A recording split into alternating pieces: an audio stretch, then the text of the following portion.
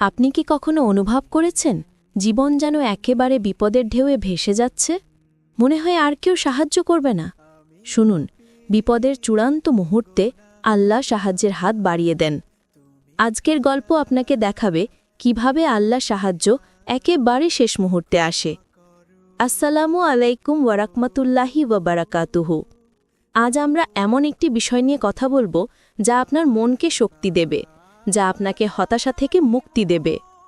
সূরা ইউসুফে আল্লাহ তাআলা আমাদের শিক্ষা দিয়েছেন যে জীবনের সবচেয়ে কঠিন সময়ে আল্লাহর সাহায্য আসে।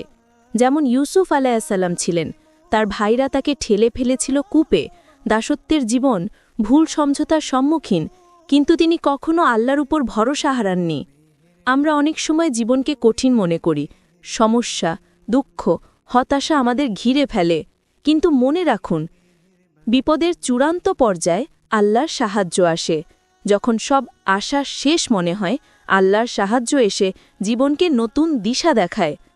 ইউসুফ আলাইহিসসালাম কূপে পড়ে কারাগারে ছিল, কিন্তু আল্লাহর সাহায্যে তিনি অবশেষে সর্বোচ্চ সম্মান পেয়েছিলেন। আমাদেরও জীবনের সমস্যা যত বড়ই হোক না কেন, আল্লাহর সাহায্য আমাদেরকে কখনো ছাড়বে না। আপনি যদি আজ দুঃখী হন, হতাশ হন, মনে রাখুন, সর্বশক্তিমান আল্লাহ সবসময় আপনার সঙ্গে আছেন। শুধু ধৈর্য ধরুন, প্রার্থনা করুন, আল্লাহর উপর ভরসা রাখুন। আল্লাহ আমাদের সকলকে সাহায্য করুন। আমিন।